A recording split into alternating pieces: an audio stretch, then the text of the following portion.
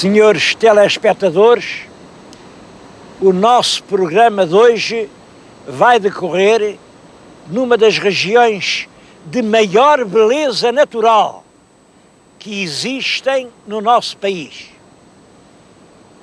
Nas regiões mais surpreendentes, mais emocionantes e, apesar disso, das menos conhecidas. Estou a falar-lhes aqui nesta paisagem assombrosa da Serra do Barroso. Veem que lá embaixo corre um rio, é o Rabagão. O Rabagão aqui, perto daqui, vai dar ao Cávado. E sabem, quando se junta a água de dois rios, o Cávado com o Rabagão, são águas milagrosas, milagrosas com virtude contra o engaranho. Vocês não sabem o que é o engaranho. Bem, o engaranho é assim, quando os meninos nascem atrofiados, raquíticos, coitadinhos, sem se desenvolver e tal. Bom, levam-nos ali, dão-nos um mergulho na água dos dois rios e às vezes curam-se do engaranho. Eu acho que estas regiões de extremo valor sob todos os aspectos andam um bocado atrofiadas pelo engaranho. Eu venho aqui exatamente por causa disso. Acho que estão a ver uma ponte lá embaixo. É a Ponte da Miserela. Tem imenso que contar. E hoje vou-lhes contar o que aconteceu há muito tempo. Se a lenda for verdadeira, claro. E claro que não é. Na Ponte da Miserela.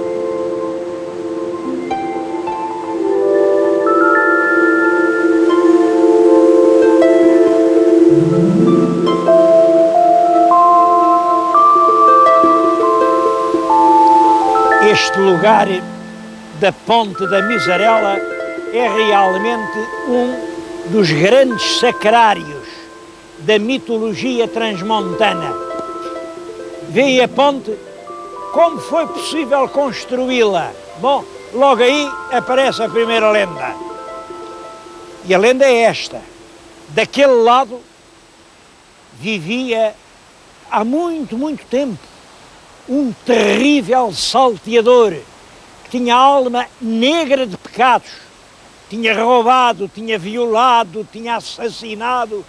A vida dele era um montão de crimes, mas mesmo assim, à hora da morte, teve um grande clarão, arrependeu-se e disse: venha um padre, que eu quero confessar-me.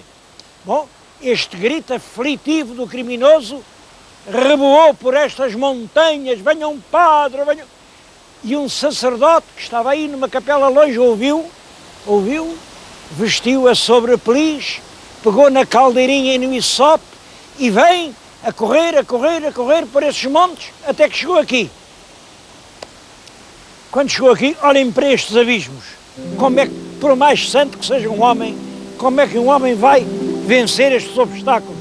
Bom, e ele olhou, pegou no isope, atirou para o outro lado e disse: olhem, seja Deus, seja o diabo. Então não é que, mal as palavras eram ditas, apareceu feita esta ponte? Até hoje ninguém sabe se foi o diabo, se foi Deus quem pôs aqui aquelas pedras. A verdade é que desde há muitos séculos, nem se sabe bem quantos, a ponte serviu para tanta coisa, era o caminho de Santiago. Agora, isto é claro, isto é uma lenda popular e uma lenda engraçada, uma lenda que representa que esta gente aqui do Barroso não sabe bem se há de encomendar mais a Deus que ao diabo, porque realmente Deus ajuda muito, mas o diabo também pode dar uma ajuda, e ver as coisas assim é uma maneira realmente significativa e bem portuguesa.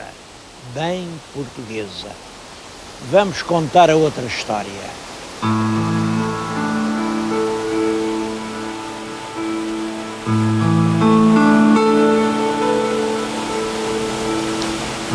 não é uma pura lenda, mas uma tradição que ainda hoje está viva. Sabem que a vida aqui nestas regiões era muito difícil. Uma vida de privações, de miséria, de fome, de maneira que, claro, as mães, coitadinhas, casavam, vinham os meninos, mas os meninos nasciam mortos. A mortalidade infantil, logo no parto, era enorme. Bom, e então instituiu-se, imaginem, esta tradição. As mulheres tinham o primeiro nado morto, tinham o segundo, e aí ao terceiro ou quarto, vinham para aqui exatamente para esta ponte, com os maridos. Chegavam ao pôr do sol, agasalhavam-se aqui junto destes muros, faziam uma fogueirinha, porque estava aqui muito frio. Acho que se olharem para este muro, ainda veem aqui as pedras enegrecidas por uma fogueira que foi feita há poucos anos. E depois do pôr do sol, quando a noite já era cerrada, esperavam pela primeira pessoa que atravessasse a ponte. E o primeiro vinha andando, vinha lá, e quando chegava aqui, eles pediam-lhe, traziam já uma caneca de barro preto com uma baraça e pediam-lhe que, do alto da ponte, deitasse a baraça até ao rio para vir cheia da água do rio. E com essa água deitavam-na sobre o ventre desnudado da mulher e proferiam estas palavras: eu te batizo, criatura de Deus. Se fores rapaz, serás Gervás. Se fores menina, serás senhorinha. Gervásio e senhorinha são os nomes de duas figuras verdadeiras e tidas como santas aqui perto, em Cabeceiras de Basto. Por isso, aqui, até há pouco tempo, havia imensos Gervásios e imensas senhorias ou meias senhorinhas, porque tinham sido gente que tinha recebido a vida aqui das águas deste rio. Se o meu telespectador quiser ver com os seus próprios olhos, não tem mais que vir aqui, vir a este mesmo sítio, no dia 22 de abril, depois do pôr do sol, e ainda encontra aqui um casal, ou pelo menos um suposto casal, porque é claro, isto hoje é organizado, e perto da meia-noite, um viandante que passa na ponte, atira com a baraça a caneca lá abaixo e vê batizar o ventre de uma jovem mulher com as palavras sacramentais: eu te batizo, criatura de Deus. Só que eles fazem o juramento e depois, olhem, no batizado já não se chamam nem Gervásios, nem senhorinhas. Vá-se lá a gente fiar em juramentos.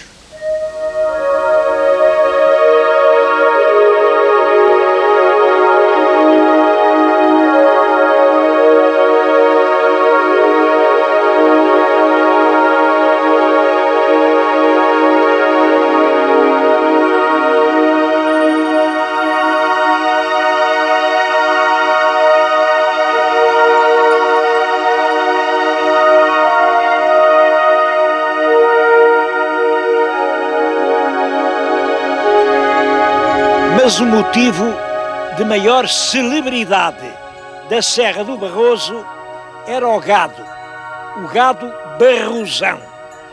O meu telespectador está a ver aqui na frente algumas vacas, são exemplares muito belos, são ainda puros exemplares do gado barrosão. Hoje a gente percorre a serra e ainda vê umas centenas de exemplares. Devo dizer que isto, olhem, para lhes dar um exemplo concreto, entre os meses de janeiro e julho de 1882, portanto há pouco mais de 100 anos, foram exportadas para a Inglaterra 16 mil cabeças. Devo dizer que hoje em toda a Serra do Barroso não vamos encontrar 16 mil cabeças de gado vacuno. Isto é muito importante por muitas razões. É que era esta espantosa abundância do gado que fez a riqueza da região. Esta gente vivia do gado. Mas foi o gado que fez o prestígio e a fama da cidade do Porto. Era pelo Rio Douro, pela cidade do Porto, que se exportava o gado da Serra do Barroso. Naturalmente, não se exportava vivo, exportava-se já salgado em pipas, as tripas ficavam no Porto, daí que a gente ainda hoje chame tripeiros aos portuenses, e o gado ia para a Inglaterra. As cruzadas, eu penso que as cruzadas que passaram por Portugal eram alimentadas com salmoura feita com as reses da Serra do Barroso. Tudo isso passa, o tempo é mudança, o tempo está sempre a mudar. Hoje é a Câmara e enfim, as entidades que estão a tentar conservar este tesouro que é o gado barrosão, e fazem bem. São animais lindíssimos, têm nomes, e estes nomes também vêm de há séculos, continuam a chamar-se, hoje como sempre, é a briosa, é a galanta, a dourada, a vermelha, a laranja, imaginem, laranja, a galharda, a oliva. Curioso, isto são as vacas, porque ao boi chama-se simplesmente o Barroso. E um Barroso, um grande touro Barroso, é qualquer coisa. Acho que foi o Torga que lhe chamou um deus de cornos e testículos. É emocionante ver o boi do Barroso. Todos esses tempos, o que chegou até nós foi a chega. A chega é uma coisa, hoje é um espetáculo. Chegam a cobrar um conto de reis para ver uma chega. O que é a chega? A chega é pegar em dois bois famosos pela sua valentia, chegarem-nos, quer dizer, tocarem um no outro. Acho que é daí que vem a palavra chega-lhe, bate-lhe. Aqui, quando os animais estão a medir forças, o povo à volta diz chega-lhe. Triunfa o mais forte e o mais fraco. Geralmente termina essa noite abatido no matadouro.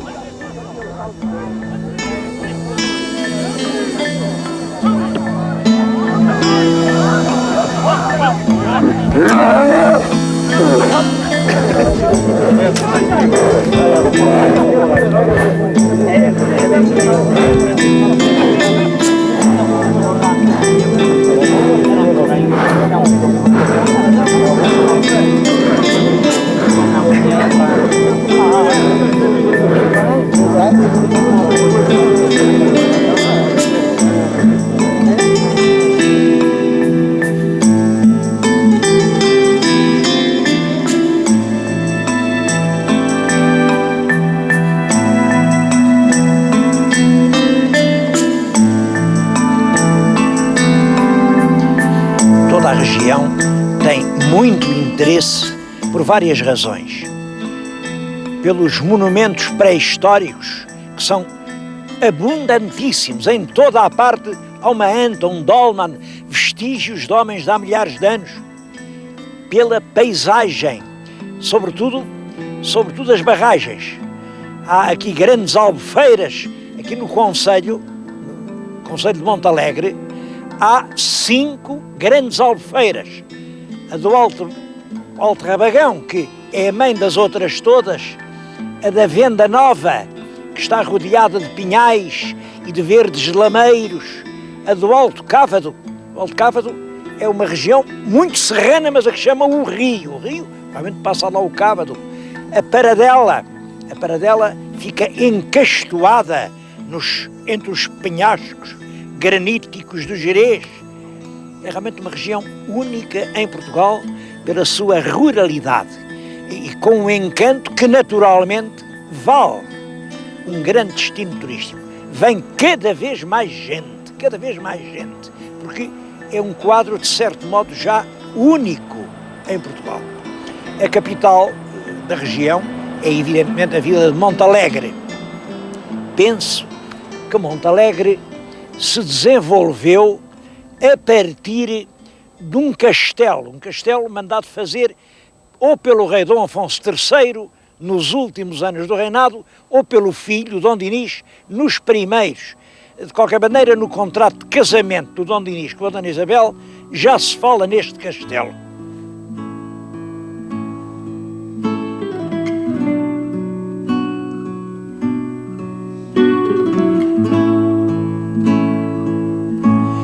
O Castelo de Montalegre é uma das mais importantes construções militares portuguesas da Idade Média. Esta torre que está na nossa frente é, sem dúvida nenhuma, uma obra do tempo do rei Dom Dinis. Como veem, é uma belíssima torre, tem 27 metros de altura. Bom, agora todo o castelo está em obras, porque a Câmara Municipal, de mãos dadas com o IPAR, projeta instalar aqui uma espécie de sala de visitas de Montalegre. Eu acho isso muito bem, muito bem. E até gosto de ver um lugar onde só ouço dizer bem do IPAR. Bom, o castelo foi posto aqui, provavelmente, por estar na fronteira. Aqueles montes que ficam atrás de mim, para além deles, é a Espanha. E, portanto, para conter eventuais invasões vindas do lado de lá, portanto, vindas do reino de Castela, El Rei mandou pôr estas torres.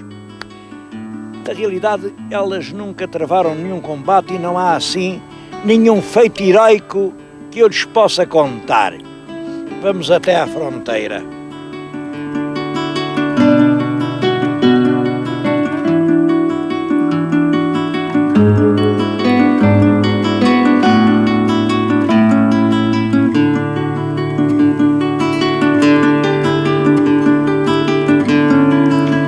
A fronteira não é longe e o caminho para lá é de uma extraordinária beleza. Atravessam-se aldeias de granito, grandes serranias, povoações que se confundem entre o granito dos montes.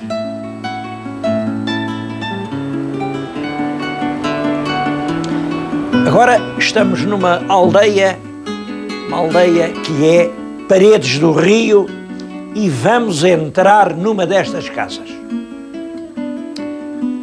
Estou aqui na cozinha, uma cozinha antiga. Ela é hoje como era há séculos. Estão aqui a fazer o almoço, estão aqui as panelas de ferro e o fumo aproveita-se para o fumeiro. Ali estão os chouriços, aqui as chouriças, além as farinhotas, e aproveito para lhes dizer que este fumeiro, esta carne conservada aqui da região de Montalegre é das mais saborosas de todo o país. Bom, eles sabem isso. Em janeiro fazem aqui uma feira de fumeiro que atrai mais de 50 mil pessoas. Chegam a ver assim, em janeiro não se pode romper em Montalegre com gente que vem de toda a parte ao cheiro deste fumeiro. Mas vamos até à fronteira.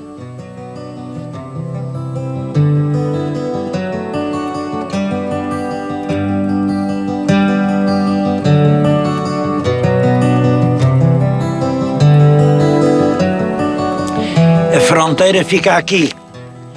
Isto é um marco. Se bem virem, deste lado há uma letra P.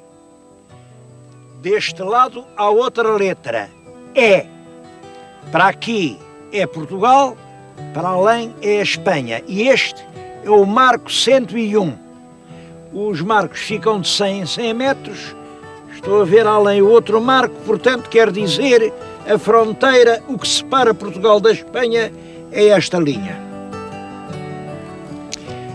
Devo-vos dizer que a vida de um lado ou do outro é igual, as aldeias não se distinguem e os povos vivem como irmãos, com amizade, com casamentos, portanto, o castelo de Montalegre nunca teve propriamente uma função guerreira. Foi feito para defender a independência de Portugal. Bom, mas a independência não é assim que se defende. Independência, para mim, é não depender. Eu vou-lhes mostrar um lugar e um homem que souberam realmente o que era a independência.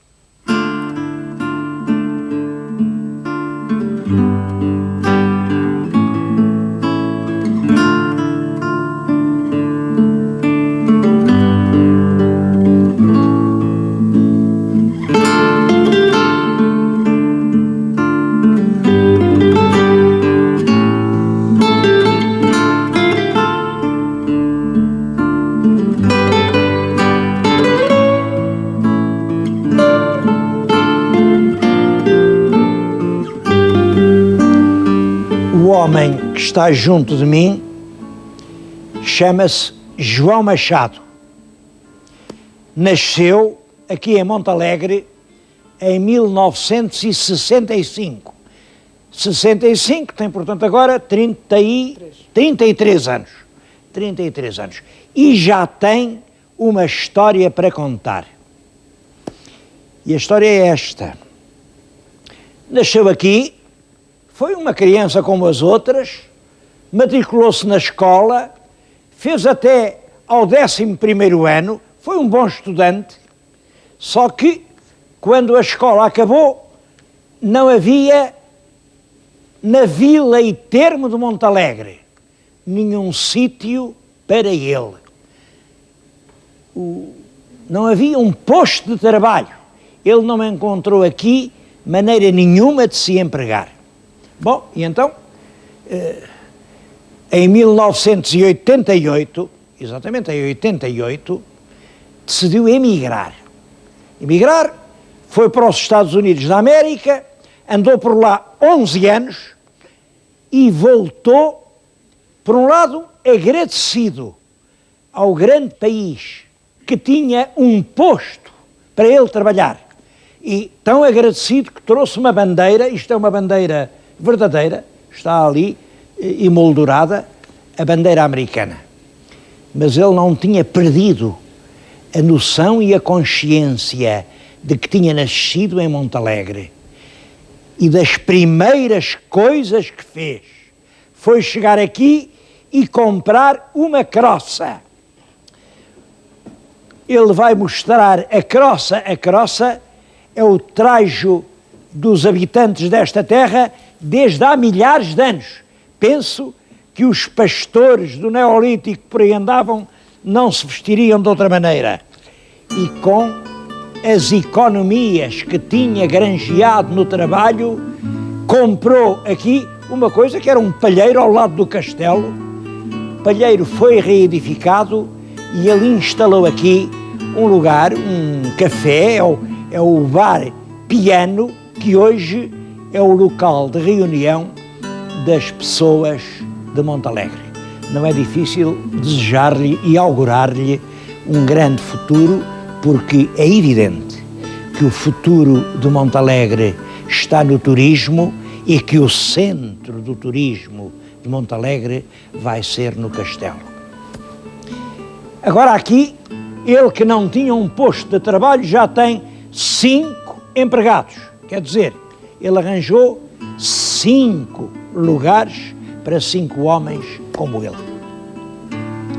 Estou-lhes a contar isto e alguns dos meus telespectadores mais críticos estão a pensar: bom, mas é que não se confunde independência pessoal, que é o que o João ganhou, com a independência nacional, que é o que este castelo servia para garantir. Não se confunde. Uma nação é uma coisa e um homem é outra, mas toda a nação é feita com homens e com mulheres. E se os homens não forem verdadeiramente independentes, se as nações não tiverem um lugar para que cada um dos seus filhos possa trabalhar e não tenha de emigrar, se assim não for, a independência nacional também não vai longe. É por isso que eu penso que este homem, esta croça que ele veste, este lugar onde estamos, são uma lição para todos nós.